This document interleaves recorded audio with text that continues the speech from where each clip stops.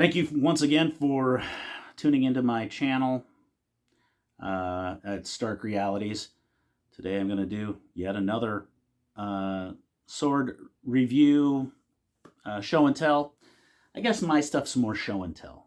A review would probably constitute some implementation for testing of performance, though I do cover that. That's kind of probably not my main thing. I've had this piece for a bit. It is one that I had wanted for a long time, from basically from the first time I met this sword. I was inclined to want to have it in my collection. I will say this much: the first time I encountered this particular sword was over 20 years ago, or thereabouts, and never saw one from that point forward in person, in the flesh, until a few years ago. I decided to go ahead and order one, and I am distinctly happy that I did. The sword in question is an Albion Huscarl, the Huscarl. It is a quintessential Viking era sword, something that would have been around between probably 850 AD all the way up to 1050 AD, possibly. And I think the jury is out on the longevity of swords. I think we get the impression, based on all of the different versions that we see, that they fell in these very, very specific time frames. And I suppose some you can point to and say, yes, this is definitely seems to indicate that this particular style of sword, with its furniture and blade style and what have you, happened to be in that particular time period.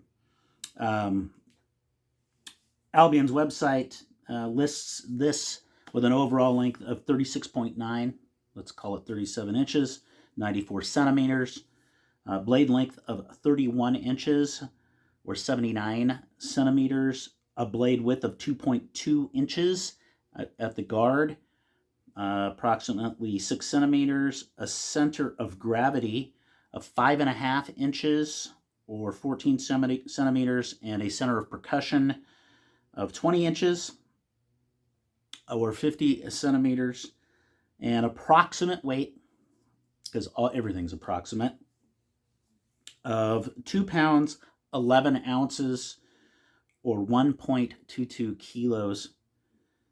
The hilt style from Albion's site is a Peterson Type S, though I think it's somewhat modified Type S.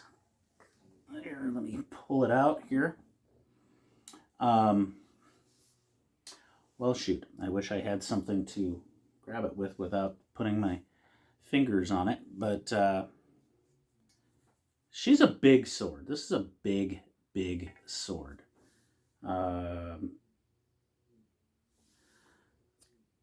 Three-lobed pommel with the silver wire. I'm sure plenty of you have seen this sword. Maybe you have panted after it like I did. And I finally had my wish come true, and move back here so you can see it in all its glory. I mean, it is a big Viking sword, very wide. Was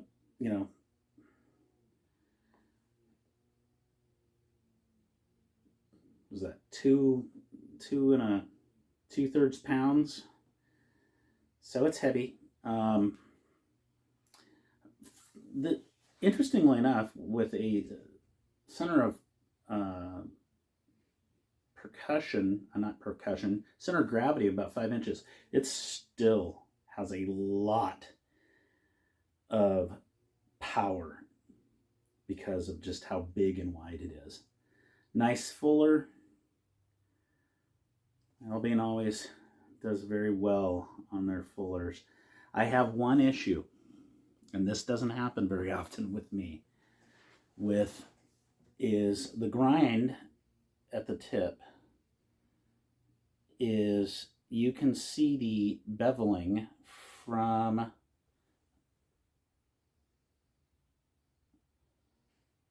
the original roughing out by CNC. That's how they make their blades. They use CNCs.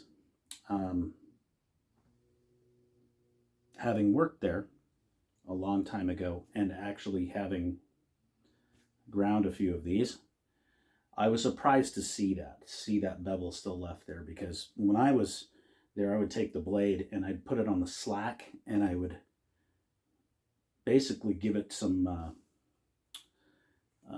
ovoid cross section, but that was not something that I saw happening here.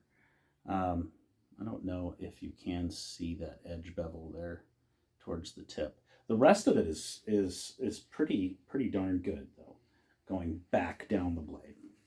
That's my biggest complaint. Otherwise, this thing is gorgeous and is everything that I wanted it to be.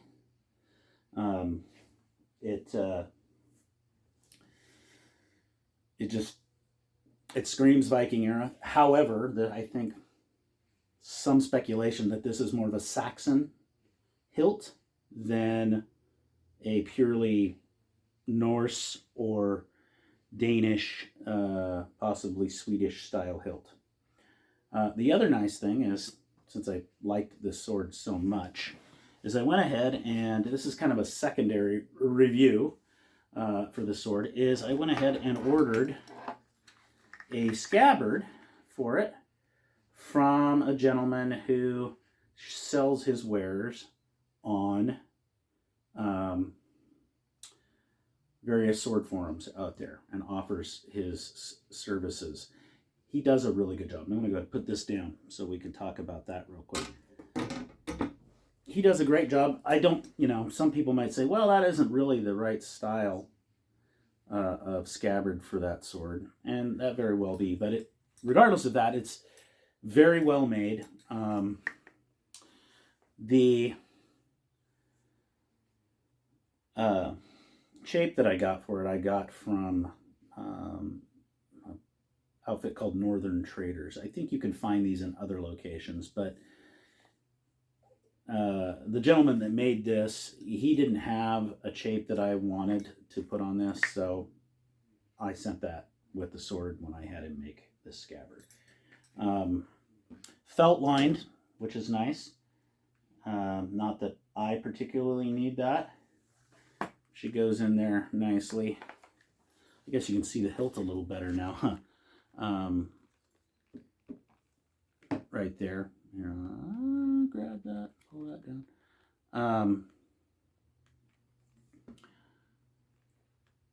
The standard Albion grip wrap, very well done.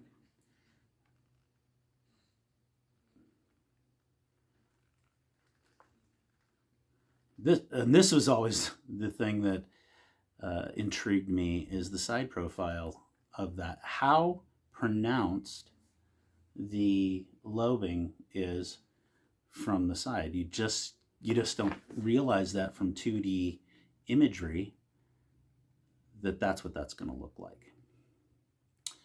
Albion's website, if anyone's curious, list price for these is now $1,771, and that can go up from there depending on, I think, if you get the hilt antiqued or blackened, which I suppose is a possibility. I don't recall seeing any Viking era hilts that had that, but love this sword. I have not done any cutting with it. I would love to do cutting with it, because I imagine it would be a breeze to whip this through some tatami or any other medium that would be suitable for cutting. If you're thinking about a Viking sword that really, really, really screams Viking, it would be this, in my opinion. There's the Jarl, which is the probably a later version, has a 5-lobe pommel, beautiful sword. But I like the Geibig 2 blade. that wide, not a lot of taper, Geibig 2 blade. That says to me this blade is shared by the Hirser, I believe, as well as some of the earlier Albion swords like the Vinland. I think the Vinland had the Geibig 2 as well. I don't think the Clontarf did. I think the Clontarf... Oh, no, Geibig 3. I'm wrong. This is Geibig 3. That the Hersir, this blade, or this sword, and the Vinland have the Geibig 3. The Clontarf has the Geibig 2, which is the less taper, wider sword blade, which I like as well. I guess I have a very strong opinion that true Viking era swords were wide slashing weapons. Granted, that changed over time, and they started incorporating profile taper to make them more usable on the point, and that continued to be a development over time until you ended up with the Type 15 with its needle point. Anyhow, I hope this review, show and tell of this sword at least gives you a better idea. I'm going to get way back so we can really see that sword.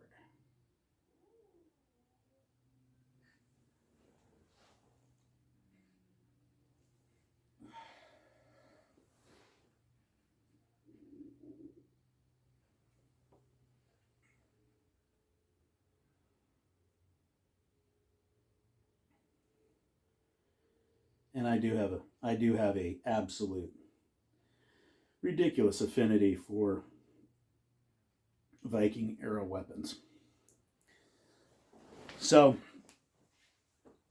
thanks for tuning in, and checking out my amateur hour sword show and tell reviews. Please tune in next time when I post yet another review. Hopefully it won't take 7 to 8, 9 months before that happens. But we'll see if that happens. My collection isn't that big, so I've been kind of spreading things out. I might keep talking about it, adding, cutting videos and the like, which is something I would like to do. But we'll see if that happens. So once again, thank you for tuning into Stark Realities. Have a great day.